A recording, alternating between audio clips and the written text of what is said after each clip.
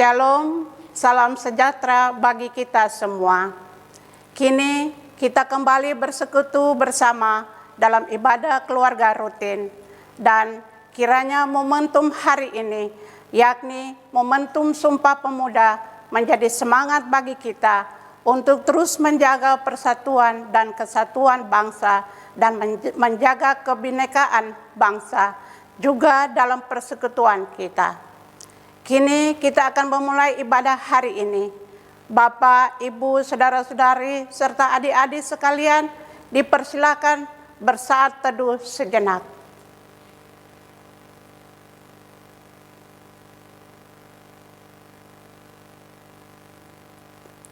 Umat yang dikasihi Tuhan, pemberitaan firman dalam ibadah keluarga rutin malam ini dilayani oleh Penatua Sony Sampurna. Kini marilah kita berdiri, kita menghadap Tuhan dan menyanyikan pujian bagi kemuliaan namanya. Kita bernyanyi dari Kidung Jemaat 15 bait 1 dan 3, berhimpun semua.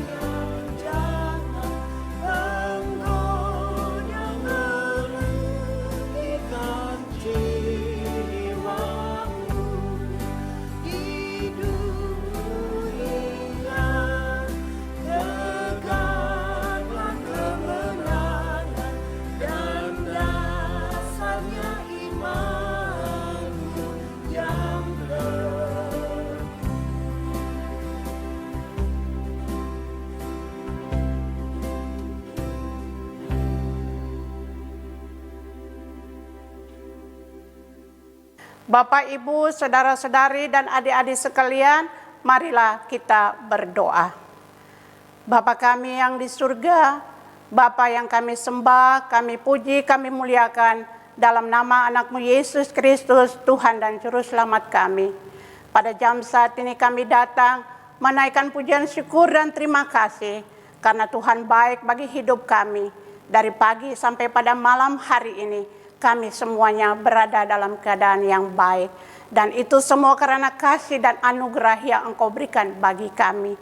Dan saat ini ya Tuhan, kami akan beribadah, kami akan mendengar akan firman-Mu. Oleh sebab itu ya Tuhan, pada jam saat ini kami mohon kepadamu, Engkau mau tuntun kami semua, Engkau mau hadir di tengah-tengah ibadah kami ini, yang akan dilayani oleh Penatua Sony Sampurna, agar supaya dengan kasih dan kuasa yang daripadamu ya Tuhan, ibadah yang kami lakukan ini berkenan di hadapan Tuhan.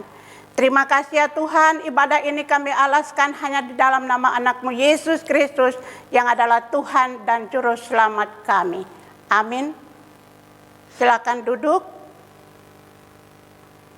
Mari kita bernyanyi dari Gita Bakti 63 bait 1. Firman-Mu Tuhan.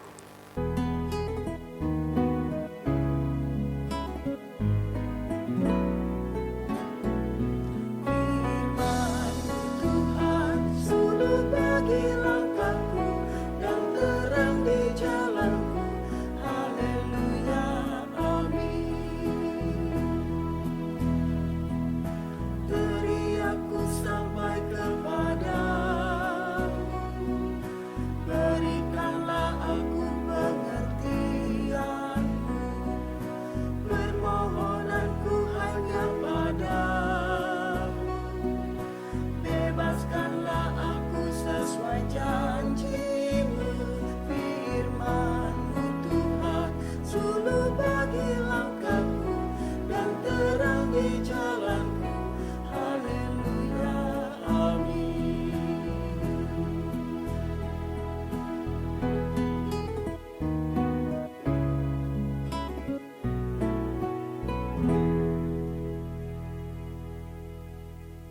Mari berdoa, mohon bimbingan Roh Kudus untuk pembacaan dan perenungan sabdanya. Kita berdoa.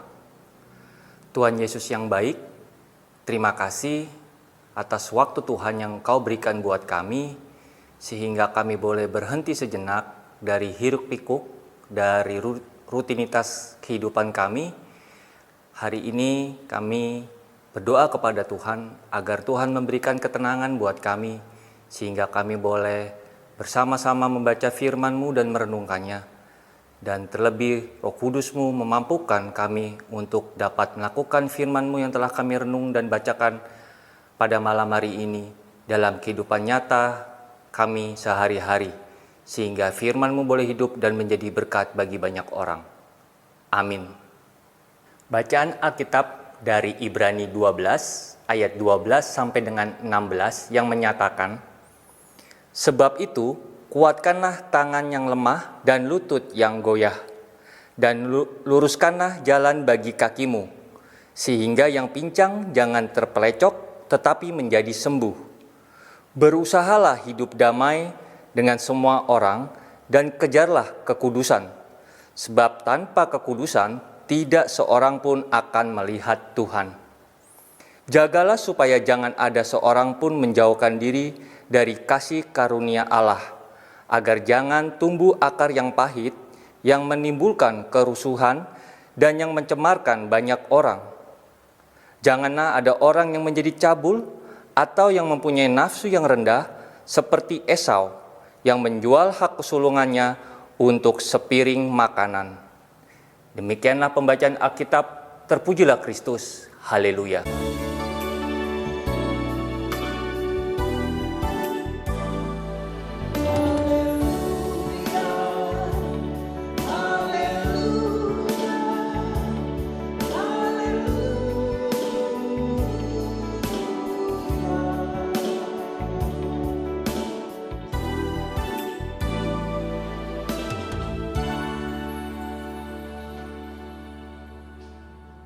Bapak, Ibu, saudara-saudari, adik-adik yang dikasihi oleh Tuhan Yesus Kristus, renungan malam hari ini diberi judul Jangan Sampai Gagal.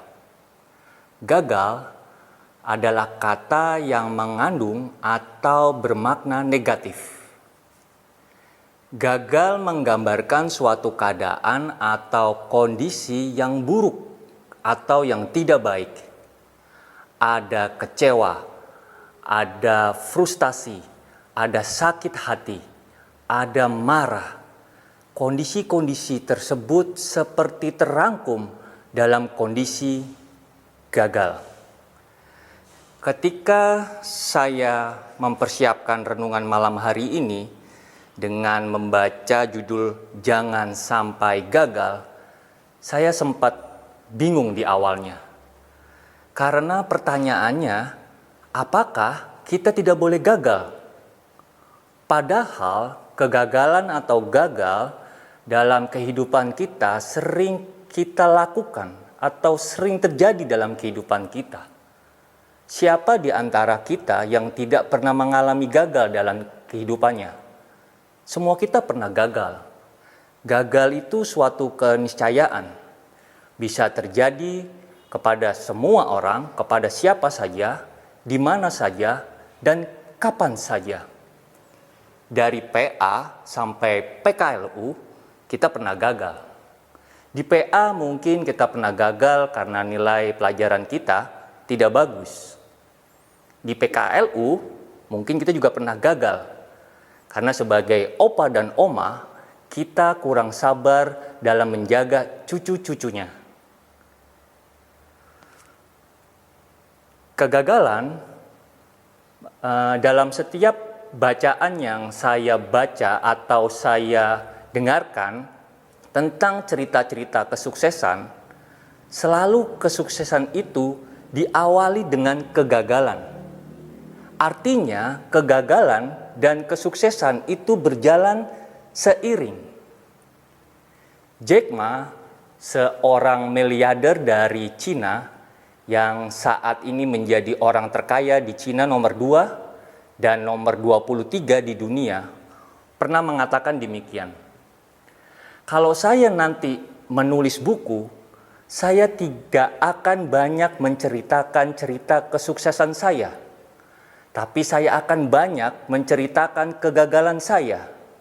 Karena bagi Jack Ma, kegagalan mempunyai nilai yang lebih dari kesuksesan itu sendiri. Dan Jack Ma mau setiap orang yang nanti membaca bukunya bisa belajar dari kegagalan-kegagalan yang Jack Ma lakukan.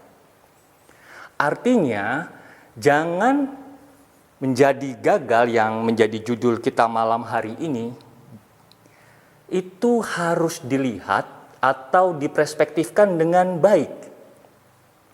Artinya bukan berarti kita tidak boleh gagal. Tetapi ketika kita gagal, yang penting bagaimana kita merespon kegagalan kita dan memperbaikinya. Ini yang akan saya tekankan di awal, supaya judul bacaan ini tidak membuat kita alergi dengan kegagalan atau takut dengan kegagalan. Nah, ada 3 tipe orang dalam merespon kegagalan.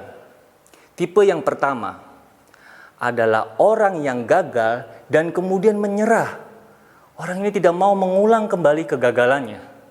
Biasanya tipe orang seperti ini tidak menemukan hal-hal yang baru dalam kehidupannya, tidak menemukan hal-hal positif dalam kehidupannya.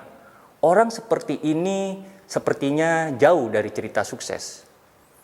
Tipe yang kedua, orang yang gagal dan mau berusaha bangkit, namun dengan cara-cara yang sama, tidak belajar dari pengalaman sebelumnya. Orang yang seperti ini akan melakukan kegagalan terus-menerus.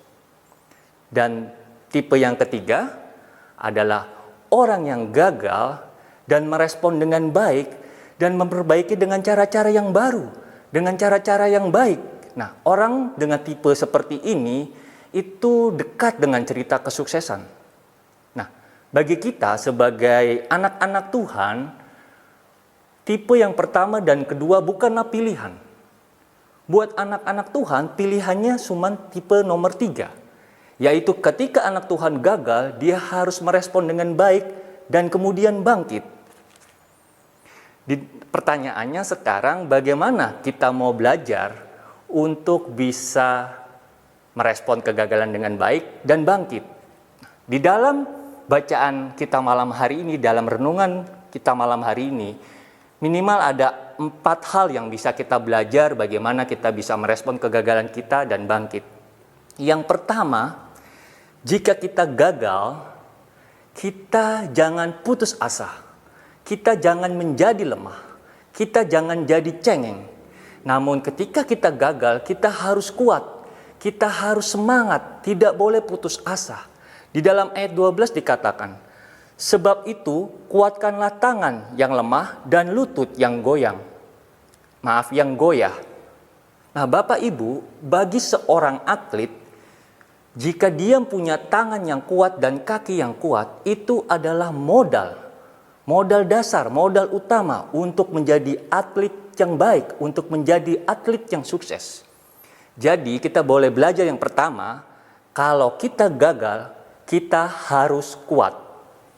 Yang kedua, kita bisa belajar, jika kita gagal, mari terimalah kegagalan itu dengan sukacita, dengan legowo, sehingga dengan demikian tidak ada sakit hati yang timbul di dalam diri kita.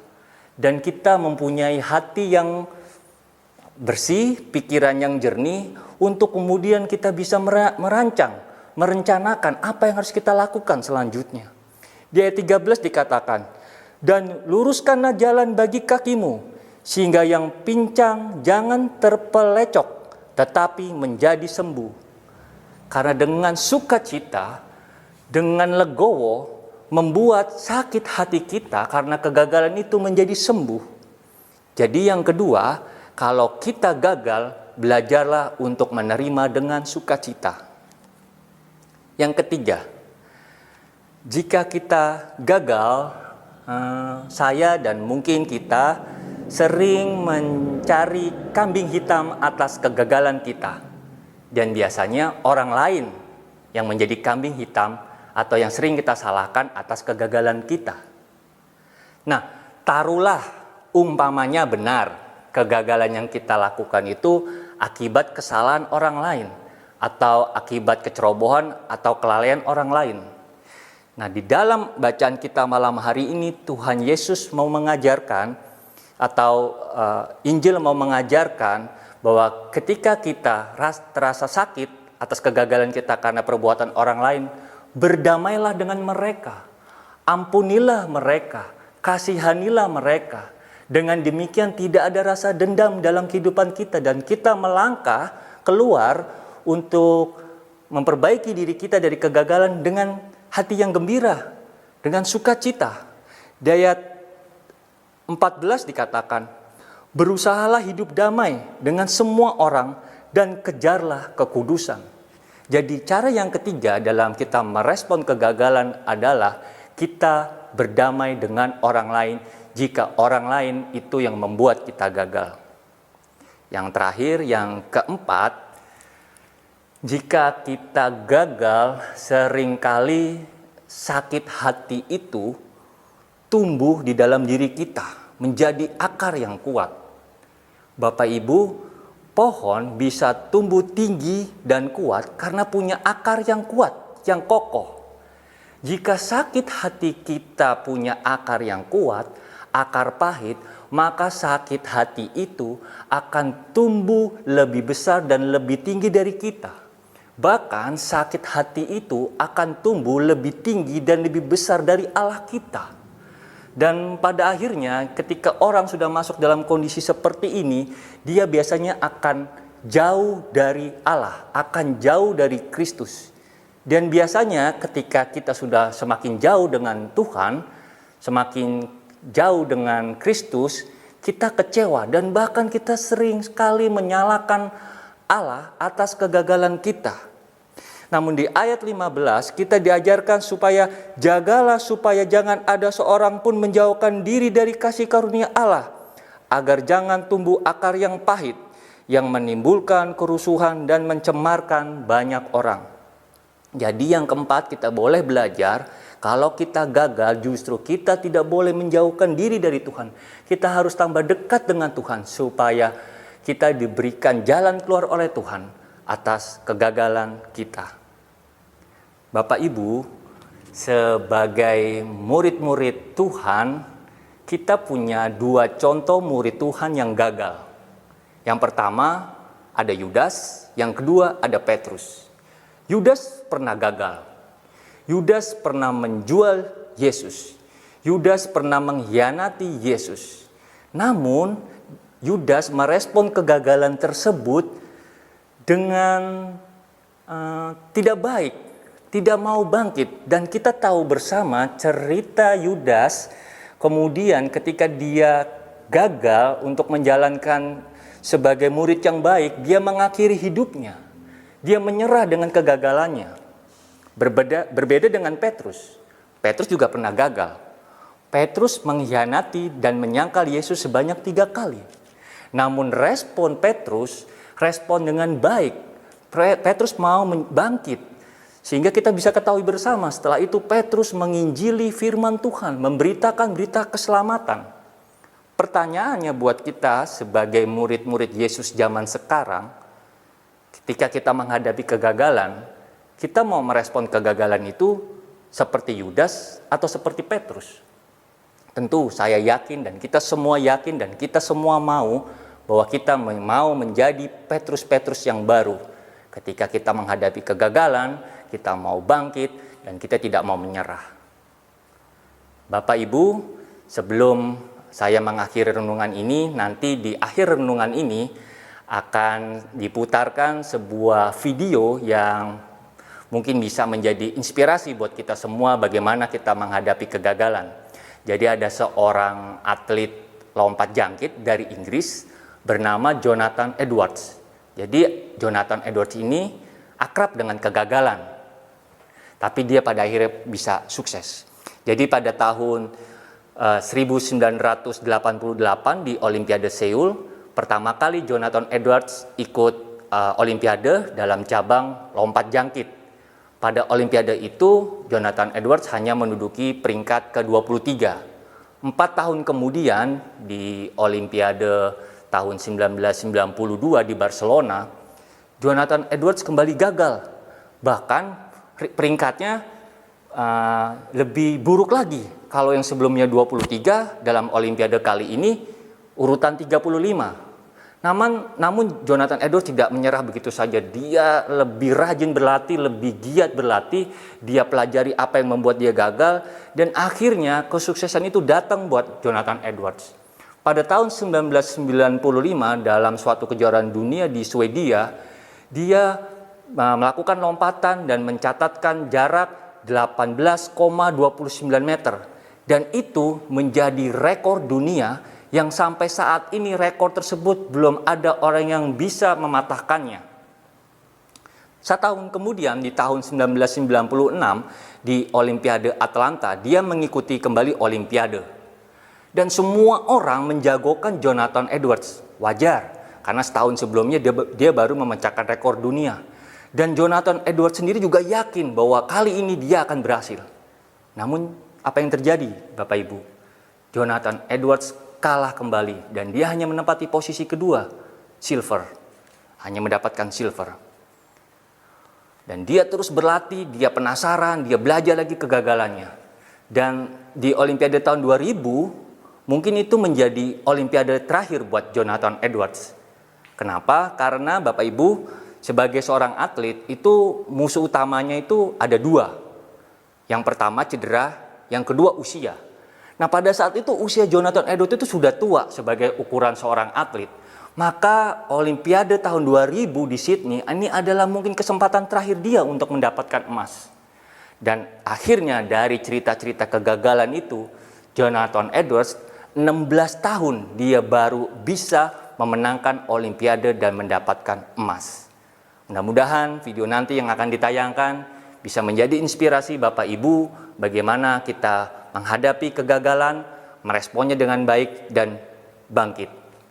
Selamat gagal, selamat merespon kegagalan dengan baik, dan selamat bangkit untuk meraih kesuksesan dan keberhasilan. Tuhan Yesus memberkati kita semua. Amin.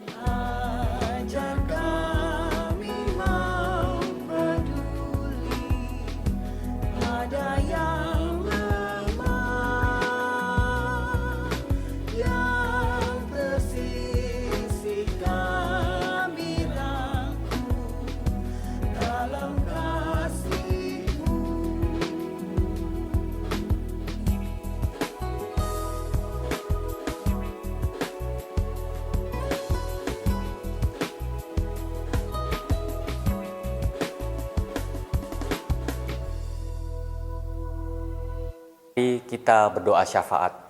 Tuhan Yesus, terima kasih kami boleh mendengarkan firman-Mu malam hari ini. Biarlah Roh Kudus-Mu menguatkan kami, agar ketika kami menghadapi kegagalan, kami boleh meresponnya dengan baik, dan kemudian bangkit untuk mengatasi kegagalan kami, untuk meraih keberhasilan dan kesuksesan dalam kehidupan kami. Terima kasih Tuhan Yesus, kami mau bergumul untuk pandemi Corona. Tuhan Yesus mau sembuhkan mereka yang sakit terpapar Corona. Engkau mau hibur mereka yang berduka karena ditinggalkan orang-orang yang mereka kasihi, meninggal dunia karena Corona. Engkau memberkati dokter-dokter, perawat, dan tenaga medis yang berjuang untuk menyembuhkan yang terpapar sakit Corona. Engkau mau berkati pemerintah, para ahli-ahli, para peneliti-peneliti yang berusaha dengan sekuat tenaga menghentikan pandemi Corona ini. Tuhan Yesus memberkati mereka. Kami juga mau bergumul Tuhan Yesus untuk pergumulan kondisi keuangan gereja kami yang saat ini tidak dalam kondisi yang baik. Tuhan Yesus memberkati kami semua jemaat agar kami mau bersedia dan sukacita bergotong royong untuk memberikan persembahan yang terbaik untuk pelayanan gereja kami. Kami juga mau berdoa buat jemaat yang sakit, jemaat eklesia yang sakit, baik di rumah sakit maupun di rumah-rumah. Tuhan Yesus mau lawat ya Tuhan Yesus, tolong pakai kami juga untuk melawat mereka, supaya mereka diberikan kekuatan melalui kunjungan kami, melalui doa kami, sehingga mereka boleh lekas sembuh. Secara khusus kami juga mau berdoa buat Ibu Lin dan Bapak Sudarto yang saat ini terbaring sakit di rumah sakit. Tuhan Yesus juga mau datang buat mereka dan menyembuhkan sakit mereka. Terima kasih Tuhan Yesus, kami juga mau berdoa untuk bangsa dan negara kami. Tuhan Yesus memberkati bangsa dan negara kami. Kami juga mau berdoa untuk perdamaian dunia ini. Tuhan Yesus memberkati supaya negara-negara di dunia ini saling mau bekerja sama untuk bersama-sama menciptakan kedamaian di dunia ini.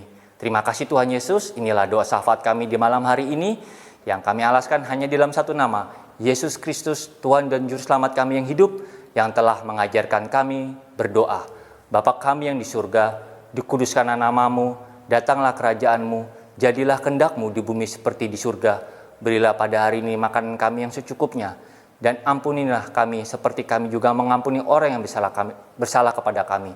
Dan janganlah membawa kami dalam percobaan, tetapi lepaskanlah kami daripada yang jahat.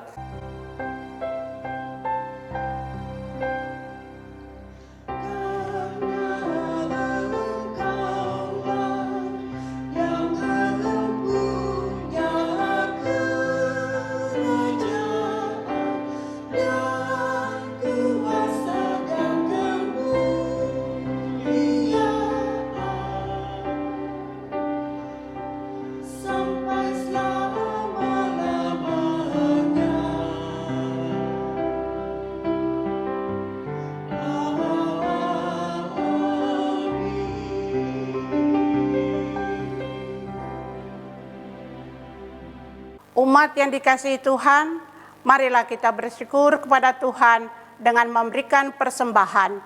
Dengarlah nas Alkitab dalam Ibrani 13 ayat 15 dan 16 yang mengatakan, sebab itu marilah kita oleh Dia senantiasa mempersembahkan korban syukur kepada Allah, yaitu ucapan bibir yang memuliakan namanya. Dan janganlah kamu lupa berbuat baik dan memberi bantuan, sebab korban-korban yang demikianlah yang berkenan kepada Allah. Saudara-saudara dapat memberikan persembahan melalui scan QR, kode, transfer, bank, atau dikumpulkan melalui amplop keluarga yang dapat diberikan pada waktu-waktu tertentu. Tuhan memberkati persembahan kita. Mari kita bernyanyi dari Gita Bakti 83 bait 1 dan 2. Marilah mengucap syukur.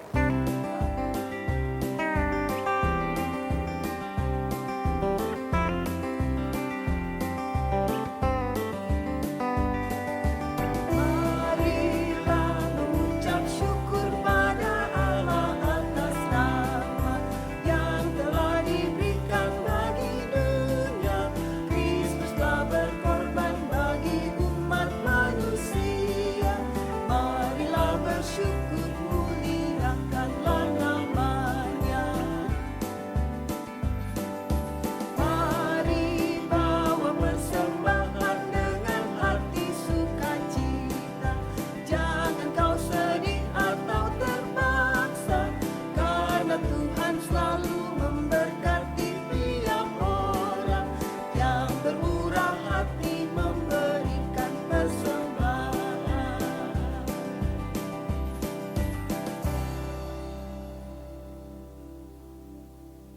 Umat Allah yang terkasih, mari kita menyerahkan persembahan kita dalam doa kepada Tuhan.